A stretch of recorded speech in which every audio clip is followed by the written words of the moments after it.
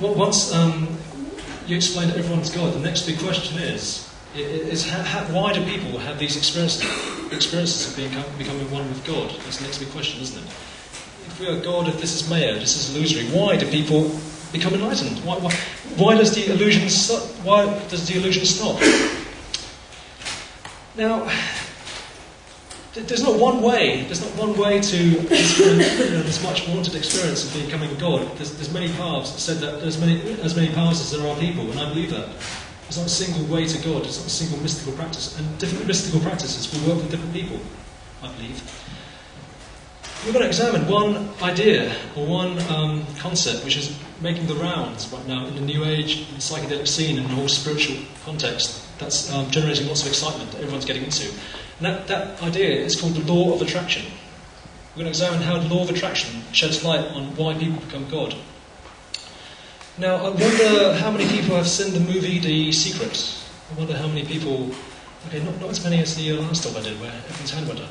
I did not explain what the law of attraction was. So I'll quickly explain what the law of attraction is. Okay, the law of attraction, in one word, the law of attraction can be summed up in one word, that what we think manifests. Or as Qui-Gon Jinn said to Ben Kenobi, the young Ben Kenobi, your thoughts determine your reality. That what we think manifests. If you change your thoughts, you can change your life. If you change your thoughts, you can change your surroundings and change what happens to you. Think positive things, the positive things happen. Think negative things, the negative things happen. But also, the law of attraction is saying that if you think specific goals, specific things, then those things will manifest as well. Okay, so this is a very exciting idea. I highly recommend The Secret, the movie. It's a bit commercial, it's a bit new agey, it's a bit namby-pamby in bits, but it's still a good movie, so I highly recommend it. Now, there's two kind of versions of the law of attraction. There's the mundane version, the normal version. Of course, if you concentrate on things all the time in your mind, you're going to manifest them. I mean, it's a fundamental, it's what makes the world go round. If I want an ice cream, I have to keep that in mind. I want an ice cream. If I start thinking I want an ice cream, then I don't get the ice cream. I'm going to wander off and I don't get it. So it's a universal thing. You want something, you have to think about it. You have to concentrate on it and focus your thoughts on it. If you think about certain things, then obviously you're going to put yourself in the right place at the right time. You're going to create your own luck. You're going to spot opportunities and exploit those opportunities. And there's nothing mysterious about it, but it's very, very important. And if you think positive things, you're going to be more confident, you have more energy. You're going to send out subconscious cues to people, and they're going to react positively to you. I'm going to drink water at that point. Does the universe tell me through the law of attraction and amazing experience that I need to have a drink of water? Now, there's the mundane law of attraction, which is very, very important. But then there's also this kind of mystical law of attraction. This mystical law of attraction, which is kind of something different. It kind of suggests a kind of higher power. It's just kind of supernatural or weird things going on. Kind of Twilight Zone music playing. It suggests the kind of the hand of providence at work. So something above and beyond what science can explain. This mysterious law of attraction is kind of manifest in what are called synchronicities. Now, synchronicities are the kind of chance happenings that are not really chance. It's luck. That's a little more than luck. The word synchronicity was coined by Carl Gustav Jung, who he was interviewing a patient. The patient described a dream, described an Egyptian scarab beetle in a dream. At that moment, he heard tapping on a window. It was like a scarab beetle, the closest relative to the scarab beetle in Switzerland. And he said, "Oh, that's a sign from the universe." In popular culture, movies like the Field of Dreams by Kevin Costner, Celestine Prophecies, goes into synchronicities quite a bit. And in the movie The Matrix, in the beginning, Neo, the hero, is a bit shagged out. He doesn't really want to go party, but his friends drop by. Now, a little bit before, he wakes up in this kind of tired state. He sees on a computer screen, follow the white rabbit, mysteriously on a computer screen. Then his friends drop by to say, "Hey, Neo, come out to party." And he goes, "No, I don't want to party, I'm tired." But then as his friends leave, he sees a tattoo on the back of one of the girls, and it's a white rabbit. And he thinks, synchronicity, and he follows, and that's when it eventually begins. So that's another example of synchronicity. Now, I can only talk from my personal experience, talking about synchronicities. I can only recount my personal experiences, and why I believe in synchronicities, and why I turned from a completely materialistic, rationalist, scientific guy into this kind of weirdo who believes in synchronicities. Certain things happened which made me like that. Okay, the first experience I'll recount happened in the year 2004. It was springtime. I just finished doing a talk in a place called the Green Angels for a bunch of hippies who invite me to do talks sometimes. And the talk went well. The talk finished, and I kind of was given a lift back by the organiser of the event that I gave the talk at. Now, it was a funny time because the talk was the day before I started my new job. It was also the same place where I'm working now, the church. Now, the evening was funny. Lots of strange events happening already. But we were given a lift back, and my friend who I was with, we wanted to go back for a cup of tea, and she wanted to stop for a 7-Eleven in Camden for a packet of biscuits and a pint of milk. So we got a lift back from the lady organiser who organised the event. So we went to the 7-Eleven, and she wanted a packet of biscuits. And she took ages for the packet of biscuits and get a pint of milk. So I walked out into the street, and I was thinking, my God, it's a 7-Eleven, there's only like 4 packets of biscuits to select from. She's taking ages. I was tired, it's in the middle of the night. I was like really kind of irritable, you know how you get 2 o'clock in the morning. Starting a new job tomorrow at 9 o'clock in the morning, I want to get some sleep. Well, there's this funny kind of lady sitting by a telephone kiosk, and she was, I walked towards her, a bag lady, she sat on the ground, and she said, do you want to buy my book? She had a whole bunch of books in her bag, and I said, well, it's 2 o'clock in the morning, I'm really knackered, I want to go home and get some sleep, I don't fancy having a read right now. She's kind of insistent, she kept saying, do you want my book? And I looked at the book, and I couldn't believe what I saw. Oh, I pressed the wrong button again!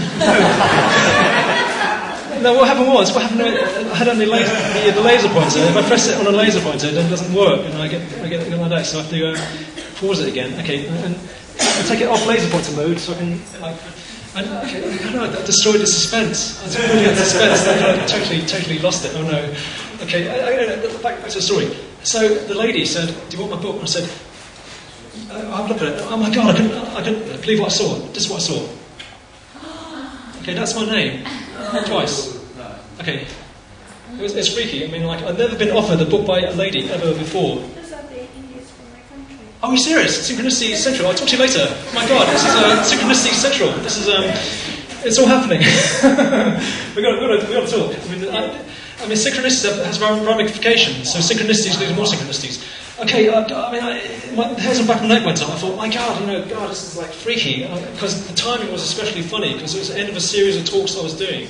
And the next day I was starting a new job in this church. The timing was weird, and the synchronicity itself was weird. It's like a sign from the universe saying, it's like a signpost saying, you're roughly on the right track. So it's the universe giving me a little sign. That's how I look at it. Now, the second set of synchronicities happened in the year 1999. So going back a few years now, 2004, back 5 years. It's when I wasn't starting doing the talks yet, but I had a kind of idea that I wanted to communicate this idea that everyone's God and the prophets are now, but I was miles away from it. I was miles away from doing my first talk.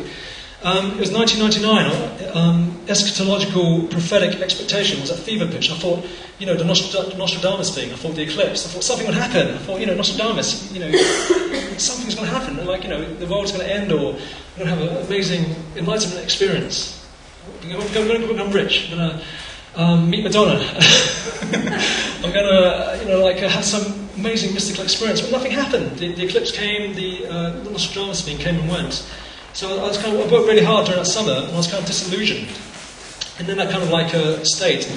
In September of that year, I was visiting a friend for dinner, and I was walking down the street towards his house in Holloway, and I saw a sign right at the end of the street. It said Alpha Course. Are you interested in religion? Are you interested in life's big questions? I said, yeah, but what is this Alpha Course? So after my friend, we talk about old times, we talk about what we have in common. Then we discuss our friends and people we know in common. And my friend says, oh, my brother's working in this church, this funny church, that does this thing called the Alpha Course. And I said, close to the end of the street. I thought, yeah, that's a coincidence. I thought, interesting, okay, moving on with it. But then, as we discussed this Alpha Course, I realised that the church my friend's brother was working in was this church that was right near the halls of residence. When I first came to university, there's a halls of residence, and first came to London, from Ipswich to London. I stayed in this halls of residence, and the church was literally a stone's throw away. And I used to sit in the churchyard of this church, because it's in Knightsbridge, the halls of residence. You had to walk through the churchyard to get to the place called the Midnight Shop. which was a shop that's open 24 hours a day. This was a revelation coming from Ipswich. I mean, like gosh, it's like a life after 6 p.m. I mean, there's this very sad prostitute murders of last year, which were very, very bad. I mean, it's before that, Ipswich was only famous for Nick Kershaw and winning the FA Cup in 1978. Now, very sadly, it's more famous for the prostitute murders. One of the newspapers, I remember during when they did catch the guy, and everyone was scared of getting murdered. One of the newspapers, the Evening Standard, actually had a picture of Ipswich, and it said, "This is Ipswich, 6 p.m. The High Street, Ipswich, 6 p.m. It's completely deserted." But the journalist didn't realise Ipswich is always like that. Okay, that's Ipswich for you. Okay. I came from Ipswich to Knightsbridge. I came from Ipswich to Knightsbridge. And so this church was where my friend's brother was working. So 3 coincidences there. The sign on the street, my friend's brother working in this church, and this church being this place where I used to sit and think. The Alpha Course happens to be the centre of the Christian revival, Pentecostal Christian revival in the Anglican Communion, it's kind of Pentecostalism, evangelicism for white people, but it's growing. It's very powerful. It's growing. Okay, and that synchronicity links up with the first synchronicity because the church I work in is kind of like left field, more tolerant end, like the 4 priests, 2 are gay, and 1 maybe. So I should say that. And it's very progressive, and it's so progressive they let me work there. Okay, that's how progressive it is. Now, this other church is the most square, intolerant, bigoted church in the whole kind of white Anglican, pretend to be Anglican, but they're really a bunch of Pentecostalist Bible bashers, really. Okay, so they're kind of like in the Christian scheme of things in this country, these 2 churches are kind of like the 2 twins, the kind of straight, bigoted big brother, and the kind of deviant younger brother who's kind of like a bit naughty, okay, bit left field. So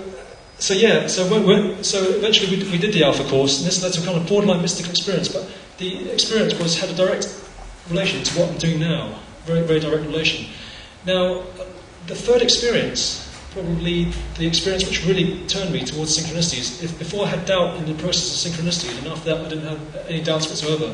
Going back a couple of years, 1998, okay, the year was great. I was playing in a band, I was playing psychedelic tracks in a nice band.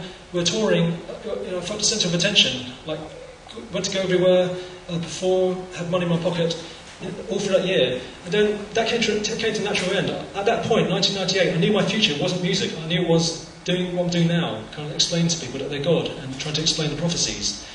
So I worked really hard. The band finished. I worked really, really hard, non-stop, absolutely. Studying religion, philosophy, science, rehearsing my what I'm going to say, further down the line, getting ready to do these talks, getting the message ready, essentially. So I worked crazy, worked non-stop. And in a few short months, I kind of transformed from being like in a vibrant social centre down became a complete outcast.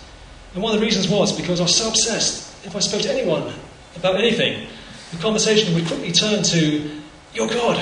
Prophecies are now. Really are. Really are. I don't care what you say. I want to talk about you're God. That's all I want to talk about." So I lost all my friends.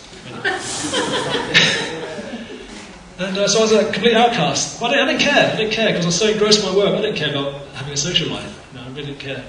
But then I worked through the winter. Then winter depression set in, and you kind of lost momentum. Then I realised the work didn't give me that kind of protection anymore. And then my brain froze up. Winter depression, SAD.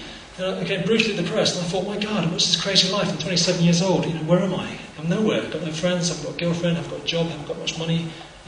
It's this crazy path. Surely, this is crazy. My mother wanted me to become a doctor.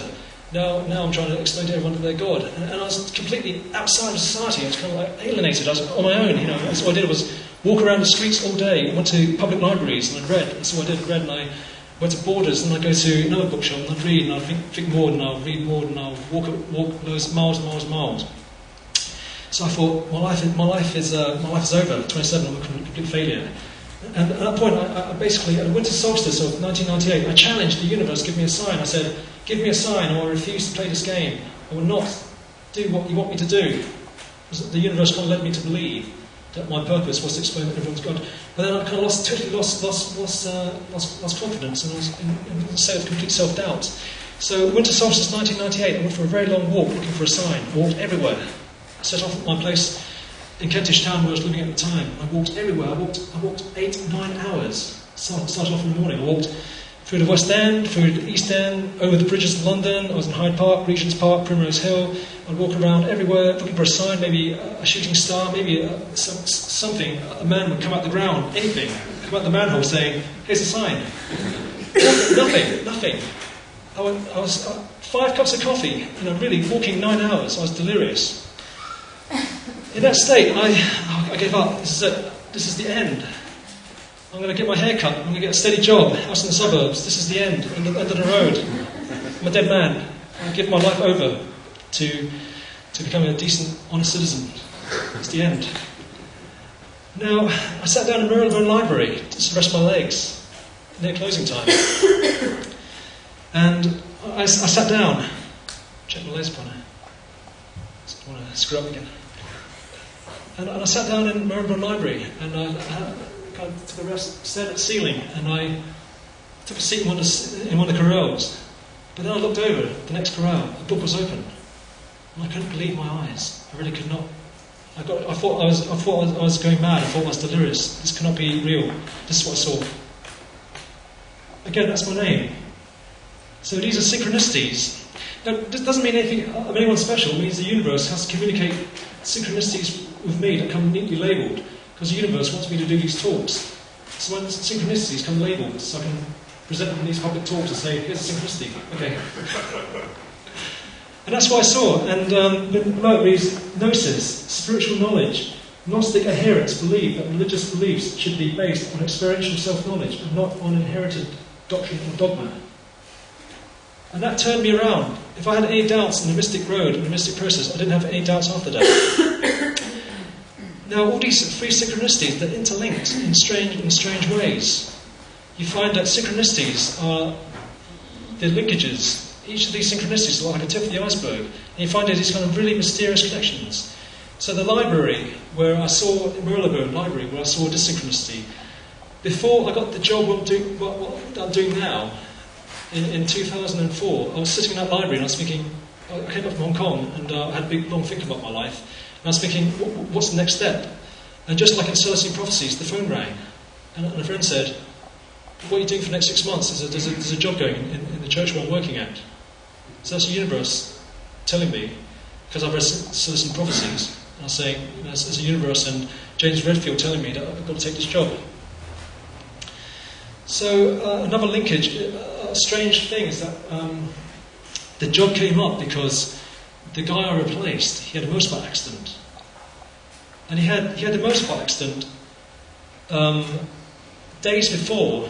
He was supposed to have pins removed from his leg from another motorbike accident he had about a year before. And he had the accident in exactly the same place. It's a horrible thing to think, I know, and it's a funny thing. All these kind of funny happenings, funny linkages.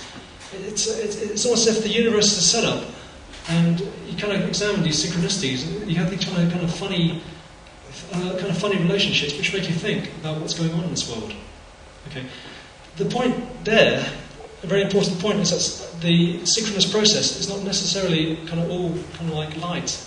Like bad things happen to us and happen in order for some kind of purpose to be realised. That bad things happen in order for good things to come out of it.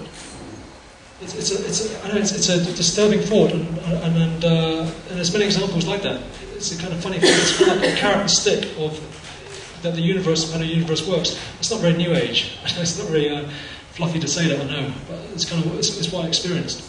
It's what I kind of like seen in my own experiences, things that happened to me. Now, the 4 things I learned from these experiences is 1, the universe is a total and complete setup. The second thing I learned is that it is as if the universe needs certain things to happen. In the cosmic scheme of things, certain things need to happen. And when these things need to happen, the universe conspires to make them happen. Now, if you align your purpose to the universe, then as you go about trying to realise your purpose, then things happen around you to help that purpose be realised. And it's not so much about what you want to ask of the universe, what you want of the universe, like in many kind of New Age books or talks. It's really more about what the universe is asking of you. And that's not a very fashionable thing to be saying. That's why they're invited to speak at New Age venues. But I think it's a very kind of like the hand of fate or the hand of God. It's a strange thing, very strange. The other thing I learned is that these synchronicities happen when you're on a kind of like, when you try to serve the universe, but also on the kind of spiritual mystic journey, where you try to realise certain mystic things in your life. They tend to happen more. And when I kind of pursue things like money, status, or just, kind of normal things, then I'm on my own. I win some, I lose some. But when you kind of pursue these other things you think that the universe wants you to do, then the universe it's almost set up. In our disappointments and our frustrations, we kind of like we experience pain and loss. But in my experience, when I look back on things, the kind of pain and loss I experienced has been a complete setup. The pain I experienced in my 20s, the kind of disappointments, the kind of like tragedies and stuff. Looking back on things, what I wanted for myself, what I thought I wanted, was not what I really wanted. As almost if there's a guiding hand that's been controlling your life all along, in a funny kind of way. It's Now, I guess this is just my view of things. I mean, and law of attraction and synchronicities, other people have different views. I mean, in the church where I was working, there was a speaker recently, and I was doing the late shift on Monday, and St James's Church, and on Mondays they have New Age talks, and there was a lady giving a talk. It's called Cosmic Ordering, and I thought, my God, fantastic, a decent talk at alternatives. So I was sitting in the office in the church with the PA, kind of blaring over, sitting in the office with my feet on the table, listening to the talk.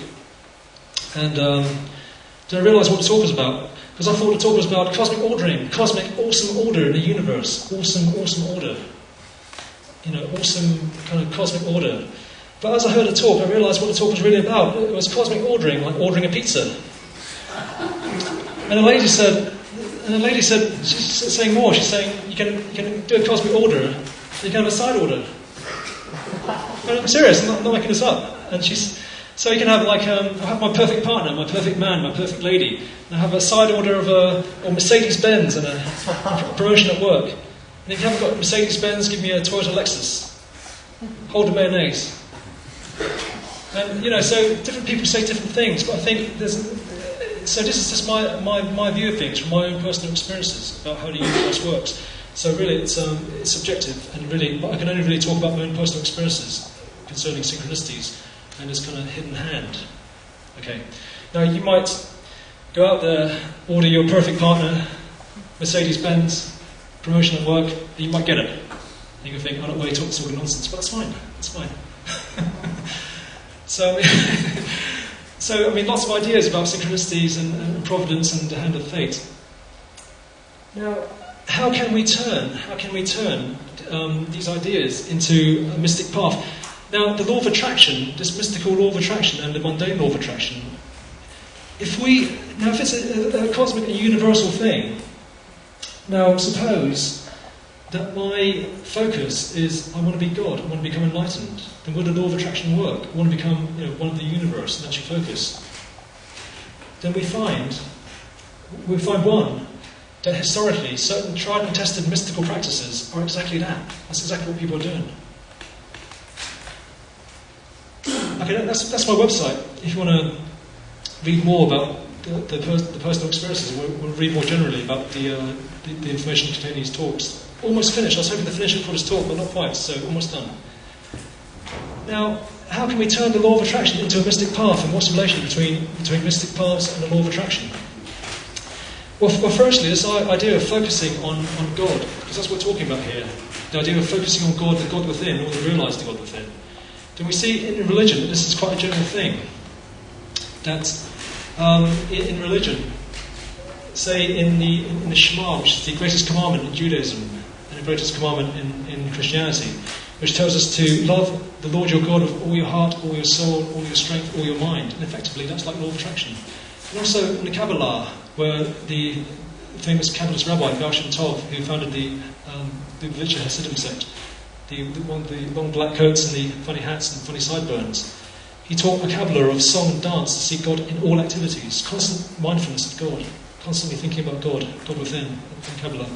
And mantra and God names, which is almost like a universal feature of all these kind of mystic practices from Sufism, Hinduism, all over the place, meditating on God. There's another kind of mystical practice called Sankhya, or Nanamag. Now Sankhya is the path of analytical reasoning. It's when you think about God all the time, but think about all the ways that you're God. So you're thinking about God, but you're also meditating all the different ways of your God and think about how is your God. In Bhagavad Gita, it actually says that the end result of Sankhya and the end of yoga are one and the same. And only a fool distinguishes between the end of yoga and Sankhya. So saying what you achieve through yoga, ultimate union, is also what you achieve through Sankhya, the path of analytical reasoning.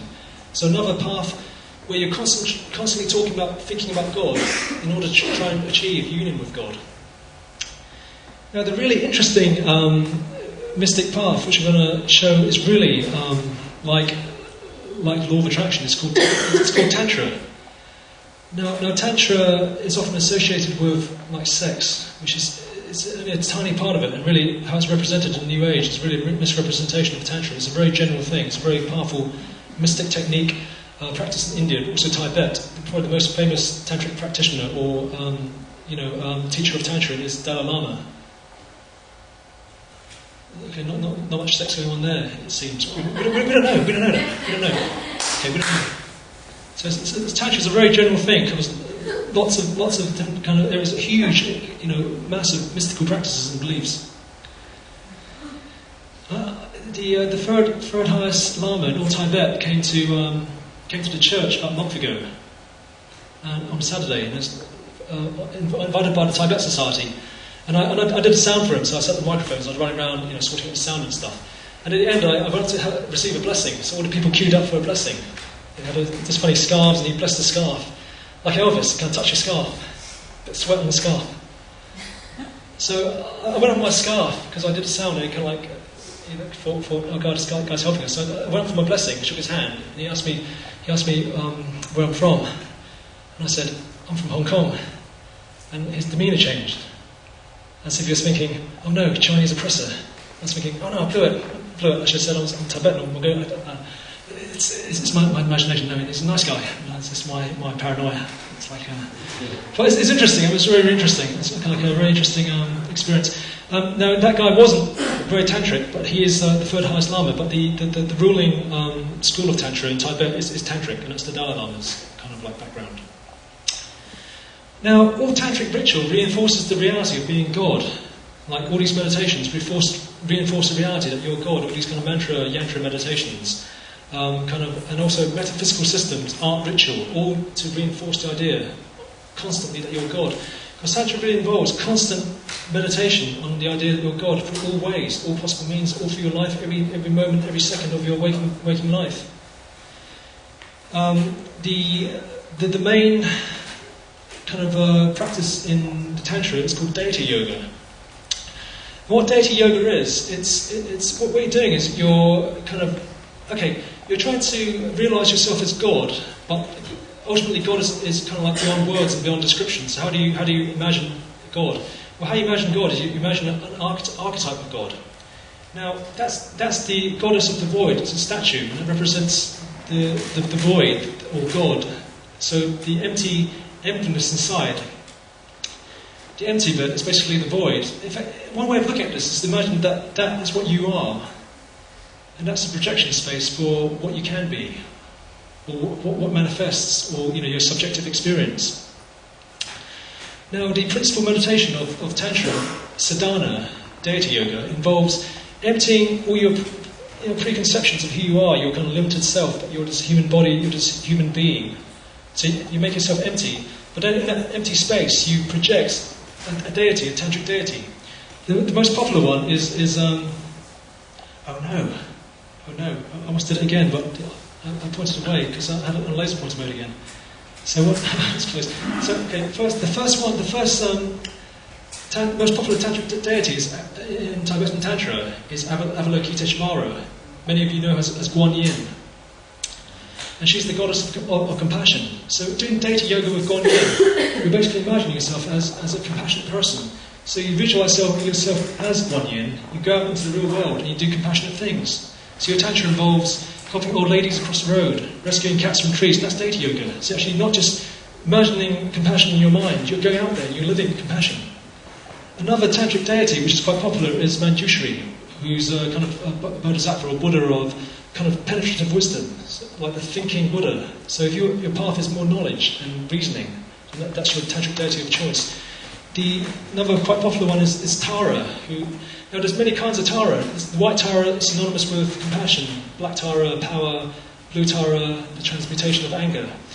The green Tara, the generic Tara, is associated with the virtues of work and achievements.